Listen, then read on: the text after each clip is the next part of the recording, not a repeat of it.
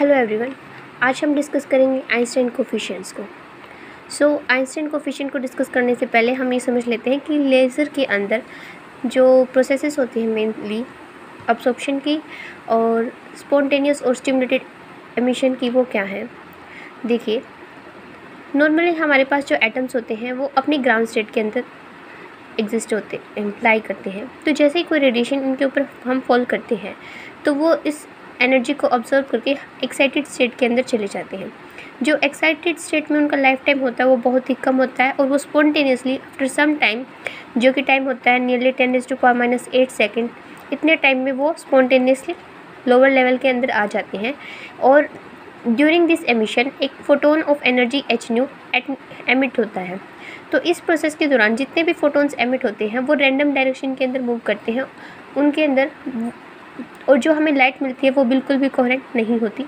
लेकिन अगर हम इसी के बजाय ये जो फोटोन निकला है इसी की हेल्प से अगर हम ये जो हायर एक्साइटेड स्टेट के अंदर जो जितने भी एटम प्रेजेंट है, अगर हम उनको स्टिमुलेट करें, ट्रिगर करें कि वो लोअर लेवल के अंदर आए, तो बाय दिस स्टिमुलेशन जो भी फोटोन्स हमारे रिलीज़ होंगे वो वन डायरेक्शन के अंदर मूव करेंगे और जो हमें लाइट मिलेगी वो कोहेरेंट मिलेगी, और उसको हम बोलते हैं that is the stimulated emission.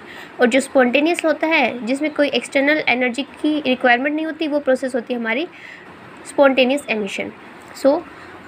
ऐसा कंसिडर करके, मतलब इसको ध्यान में रखते हुए हम ये बता सकते हैं, एज्यूम कर सकते हैं कि जो रेट ऑफ अब्सॉर्प्शन होता है वो डायरेक्टली प्रोपोर्शनल होगा कि जो ग्राउंड स्टेट है उसके अंदर कितने नंबर ऑफ़ एटम्स प्रेजेंट है और जो एनर्जी हमने दी है, जो इंसिडेंट रेडिएशन है उसकी एनर्जी क्या है, तो उस पर डिपेंड करेगा, और प्लस नंबर ऑफ़ एटम्स कितने प्रेजेंट होंगे। अब ये जो प्रोपोर्शनलिटी का साइन हटाने के लिए हमने कांस्टेंट यूज़ किया है, दैट इज़ B12। सिमिलरली जो स्पॉन्टेनियस एमिशन है ये जो डिपेंड करेगा वो डायरेक्टली N2 पे डिपेंड करेगा कि हायर अपर लेवल के अंदर कितने नंबर एटम्स हैं। यहाँ पे कोई एनर्जी नहीं दे रहे तो सिंपली ये N2 पे डिपेंड करेगा, और यहाँ पे A21 जो है वो प्रोपोर्शनलिटी साइन है। ये जो A21 and B12 these are the proportionality constant called Einstein coefficients. और अगर हम स्टिमुलेटेड एमिशन के लिए देखें तो स्टिमुलेटेड एमिशन के लिए भी सेम, एक तो हायर लेवल के अंदर कितने नंबर ऑफ़ एटम्स प्रेजेंट हैं, प्लस जो हम इनको रेडिएशन डाल रहे हैं इनको स्टिमुलेट करने के लिए उनकी इंटेंसिटी किस पे, इस पर डिपेंड करेगा। यहाँ पे जो प्रोपोर्शनलिटी के साइन को रिमूव करने के लिए जो कांस्टेंट हमने लगाया उसको नाम दिया B21, और ये B21 भी हमारा आइंस्टाइन कोफिशिएंट होता है। ओके जी, देखो इक्विलिब्रियम पोजीशन के अंदर number of upward atoms will be equal to the number of downward atom. Equilibrium position वो होती है कि जितने अपवर्ड ट्रांजिशन होंगे उतने ही डाउनवर्ड ट्रांजिशंस होंगे। ओके, दैट मीन्स कि जो रेट ऑफ अब्सॉर्प्शन होगा वो रेट ऑफ एमिशन के इक्वल होगा। अब अब्सॉर्प्शन में हमारे पास क्या है, अब्सॉर्प्शन के अंदर हमारे पास क्या है कि जो B12 है, B12 N1 और U0 ये जो है ये अब्सॉर्प्शन का रेट है, और A21 N2 plus B21 N2 U0 ये हमारा एमिशन का रेट है। तो हमने इनको इक्वल प्लेस कर दिया अंडर इक्विलिब्रियम कंडीशन। नेक्स्ट हमने क्या किया, ये जो B12 और B21 वाली जिस टर्म के अंदर एनर्जी है उस टर्म को हम एक तरफ ले गए, और बाकी जो स्पॉन्टेनियस एमिशन वाले टर्म को एक तरफ रहने दिया। हमने जस्ट सिंप्लीफाई करके U0 की वैल्यू को जो हमसे फाइंड आउट किया है, और वो वैल्यू आ जाएगी हमारे पास A21 डिवाइड बाई B21। ये एक्सप्रेशन हमें मिल जाएगा, सिंपल मैथमेटिक्स है। ओके, अब किसी भी नॉन डिजनरेट स्टेट के लिए ये जो N1 बाय में N2 ये जो रेशियो है पॉपुलेशन का, ये हमें बोल्ट्जमैन डिस्ट्रीब्यूशन से पता है कि इसकी वैल्यू क्या होगी। तो कोई भी नॉन डिजनरेट सिस्टम के लिए इसकी जो वैल्यू होगी वो एक्सपोनेंशियल e⁻hν/kt माइनस kt होती है बाय बोल्ट्जमैन डिस्ट्रीब्यूशन से, हमें ये पता है। ओके, अब और by Planck's law of radiation हमें ये भी पता है कि जो एनर्जी होती है, इंटेंसिटी होती है, उसकी वैल्यू किसके इक्वल होती है 8πhν³ e⁻hν/kt-1। तो हमारे पास यहाँ पे दो एक्सप्रेशंस आ गए एनर्जी के, this one and this one. इन दोनों को कंपेयर करके हम ये बता सकते हैं कि जो A2/B21 की वैल्यू है वो 8πhν³ के इक्वल है, और यहाँ पे जैसे कि EhνK के साथ यहाँ पे तो B12/B21 है और यहाँ पे सिंपल 1 है। तो B12 की वैल्यू B21 की इक्वल आ गई और ये दो रिलेशंस हमारे पास आ गई। इन्हीं रिलेशंस को हम बोलते हैं that these are the Einstein relations and जो कोफिशिएंट्स हैं A21, B21 एंड B12 these are known as Einstein coefficients. Next देखिएगा, okay, ratio of spontaneous emission to the stimulated emission. अगर हम रेशियो निकालना चाहें तो स्पॉन्टेनियस एमिशन का तो जो रेट था दैट इज़ AN2 और स्टिमुलेटेड एमिशन का जो रेट था वो आया था BN2 UNU। दैट इज़ अगर हम कंसिडर करें कि जो रेशियो ऑफ स्पॉन्टेनियस अब्सॉर्प्शन और स्पॉन्टेनियस एमिशन सेम है और हम सिंपली उसको B से डिनोट करें, सो वही हमने यहाँ पे डिनोट कर रखा है that A by B and N2 UNU, N2 से N2 कैंसिल हो जाएगा, UNU as it is. Okay, अब A बाई B की वैल्यू हमने पीछे रिलेशन से देखी थी, इसकी वैल्यू थी 8πh³ upon CQ³ same as it is 1 upon UNU। देखिए जी, अब इसकी वैल्यू UNU की वैल्यू हमने यहाँ से इस रिलेशन से देखी थी। UNU की जो वैल्यू है that is 8πh³ upon CQ³ into में दिस।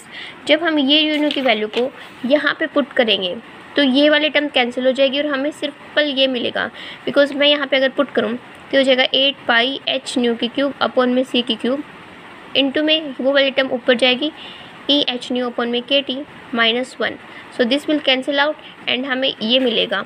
तो देखिएगा, अगर हम मान के चले कि जो H की वैल्यू है वो 1 इलेक्ट्रॉन वोल्ट है एनर्जी, और KT रूम टेम्परेचर पे अगर हम देखें थर्मल एनर्जी तो वो आती है 0.025 इलेक्ट्रॉन वोल्ट। कंसिडर करके चलते हैं, मान के चलते हैं रूम टेम्परेचर के पैरामीटर्स हम देख के चलते हैं कि ये रेशियो कितनी आती है। तो ये रेशियो आती है e⁻40⁻1 और ये बहुत लार्ज नंबर होता है।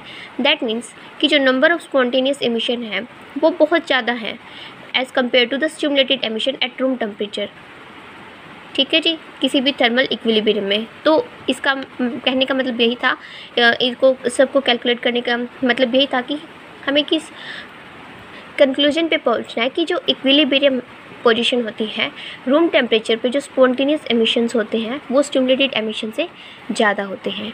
अब हम देखते हैं कि स्पॉन्टेनियस एमिशन लाइफ टाइम कितना होता है। ओके, अब हमारे पास जो रेट ऑफ स्पॉन्टेनियस एमिशन है वो -AN2 है। माइनस क्यों? बिकॉज जो एटम्स हैं वो वहाँ से जा रहे हैं, वो कम हो रहे हैं एटम अपर लेवल के अंदर। सो दैट्स वाई यहाँ पे हमने माइनस यूज़ किया कि because atoms are going from upper level to lower level and atoms, और we can also say that atoms are decaying. So dN2 by N2 की value होगी -AdT की value के इक्वल आ जाएगी। N2 को N2 वाले टर्म्स एक तरफ कर ली और dt बाकी टर्म्स को एक तरफ किया, इंटीग्रेट करके हमें जो इक्वेशन का सॉल्यूशन मिलेगा वो ये मिलेगा that N2t is equal to N20 into e⁻−AT।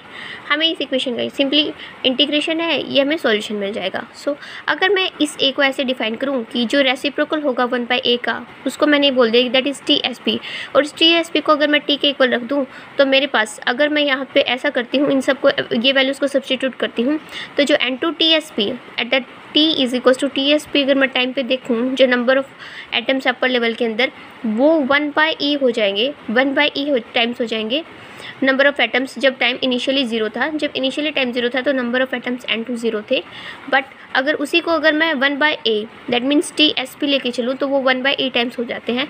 और इसी जो टाइम पीरियड को हम बोलते हैं this is the spontaneous emission life time, the time taken in which the number of atoms becomes 1/e times of its initial value, वो time होता है हमारा spontaneous emission life time. Okay, देखिए NT जो नंबर ऑफ़ एटम्स है अपर level के अंदर और टाइम की वजह से हमने ये ग्राफ प्लॉट कर रखा है। सो देखिए ये वो वैल्यू है इनिशियली जब टाइम हमारे पास 0 था तो हमारे पास नंबर ऑफ़ एटम्स है N2 0। अब टाइम के साथ ये डिके हो रहा है, जो अपर लेवल्स के अंदर एटम थे वो नीचे आ रहे हैं, नीचे वाले लेवल के अंदर आ रहे हैं। तो वो वैल्यू जिस टाइम पे ये इसका 1/e टाइम्स हो जाएंगे वो टाइम होता है हमारा स्पॉन्टेनियस टाइम, और वो 1/a के इक्वल होता है। तो ये था हमारा spontaneous emission life time. I hope आपको ये वीडियो पसंद आया होगा, तो प्लीज़ लाइक कीजिए, शेयर कीजिए। Thank you.